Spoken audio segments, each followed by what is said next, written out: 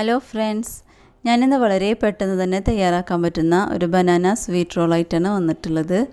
അപ്പോൾ നമുക്കിത് എങ്ങനെ ഉണ്ടാക്കുന്നത് നോക്കിയാലോ.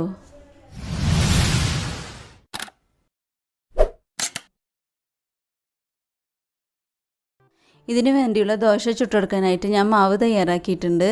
1 കപ്പ് മൈദ ഒരു മിക്സർ ജാറിലിട്ടിട്ട് ആവശ്യത്തിന് വെള്ളവും ഉപ്പും ചേർത്ത് അടിച്ചെടുത്തിട്ടാണ് ഇത് നമുക്ക് ദോശയായിട്ട് ചുട്ടെടുക്കാം. നമുക്ക് കുറച്ച് അവൽ വറുത്തെടുക്കണം. ചെറിയൊരു കപ്പ് വെള്ള അവലാണ് ഞാൻ എടുത്തിട്ടുള്ളത്. ഒരു പാൻ അടുപ്പത്ത് വെച്ച് അതിലേക്ക് ഈ അവലിട്ട് കൊടുത്ത് നമുക്ക് വറുത്തെടുക്കാം. ഒന്ന് മുരിഞ്ഞ് കഴിഞ്ഞാൽ നമുക്കിതൊരു പാത്രത്തിലേക്ക് മാറ്റാം. ഇനി അതേ പാനിൽ തന്നെ ഒരു ചെറിയ സ്പൂൺ ഡാൽ ചേർത്ത് കൊടുത്ത് അതിലേക്ക് അണ്ടിപ്പരിപ്പും കിസ്മിസും ചേർത്ത് വറുത്ത് എടുക്കണം. ഇപ്പോൾ അത് വറുത്ത് കോരി മാറ്റിയിട്ടുണ്ട്. ഇനി അതിലേക്ക് തന്നെ 2 നേന്ത്രപ്പഴം ചെറുതായി അരിഞ്ഞതാണ് അത് ചേർത്ത് കൊടുത്ത് ഒരു 3 സ്പൂൺ പഞ്ചസാരയും കൂടി ചേർത്ത് ഒന്ന് മിക്സ് ചെയ്ത് കൊടുക്കുക. അതിലേക്ക് 1/4 ടീസ്പൂൺ ഏലക്കപ്പൊടിയും ചേർത്ത് ഏകദേശം ഒരു ബ്രൗൺ കളർ കിട്ടുന്നത് വരെ ഇളക്കിക്കൊണ്ടിരിക്കണം. പഞ്ചസാര ഉപയോഗിക്കാത്തവരുണ്ടെങ്കിൽ ശർക്കര പൊടിച്ചത് ചേർത്ത് ഇതേപോലെ നമുക്ക് ചെയ്തെടുക്കാവുന്നതാണ്. ഇനി അതിലേക്ക് 1 കപ്പ് തേങ്ങ ചിരവിയത് ചേർത്ത് കൊടുക്കുക. എന്നിട്ടൊന്ന് മിക്സ് ചെയ്ത് കൊടുക്കണം. ലോ ഫ്ലെയിമിലിട്ടിട്ട് വേണം ഇത് ചെയ്തെടുക്കാനായിട്ട്. ഇതൊന്ന് മിക്സ് ചെയ്ത് കൊടുത്ത് കഴിഞ്ഞാൽ ഫ്ലെയിം ഓഫ് ചെയ്ത് കൊടുക്കുക. എന്നിട്ട് നമ്മൾ വറുത്ത് കോരി മാറ്റി വെച്ച കിസ്മിസും അണ്ടിപ്പരിപ്പും അവിലും കൂടി ചേർത്തിട്ടൊന്ന് മിക്സ് ചെയ്ത് കൊടുക്കണം.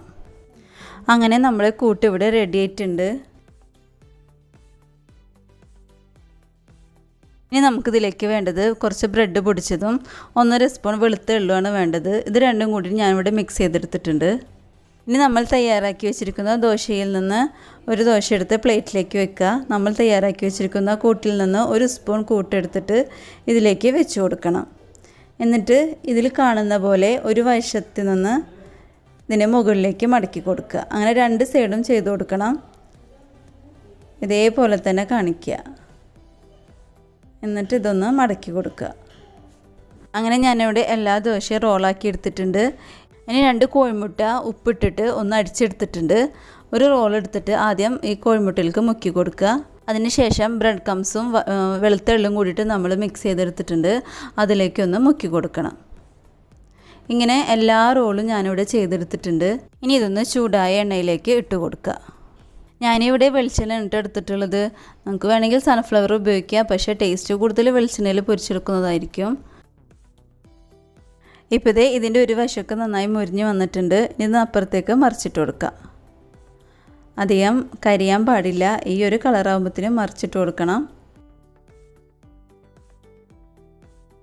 ഇപ്പോൾ നമ്മുടെ സ്വീറ്റ് റോളിൻ്റെ 2 വശം മുരിഞ്ഞ് വന്നിട്ടുണ്ട്. ഇനി നമുക്കിതൊരു അപ്പക്കൂരയിലേക്ക് മാറ്റിയെടുക്കാം. അങ്ങനെ നമ്മുടെ ബനാന സ്വീറ്റ് റോൾ ഇവിടെ റെഡിയായി വന്നിട്ടുണ്ട്. ഇനി നമുക്ക് ഇതൊരു പ്ലേറ്റിലേക്ക് മാറ്റാം. നിങ്ങൾ തീർച്ചയായിട്ടും ട്രൈ ചെയ്ത് നോക്കണം. കുട്ടികൾക്കൊക്കെ വളരെ ഇഷ്ടപ്പെടും. ഈ വീഡിയോ നിങ്ങൾക്ക് ഇഷ്ടപ്പെട്ട് കഴിഞ്ഞാൽ ലൈക്ക് ചെയ്യുക, ഷെയർ ചെയ്യുക. നിങ്ങളുടെ അഭിപ്രായങ്ങളൊക്കെ ഫീഡ്ബാക്കായിട്ട് എന്നെ അറിയിക്കണം. ഇനിയൊരു പുതിയ വീഡിയോ ആയിട്ട് വരുന്നത് വരേക്കും ബൈ.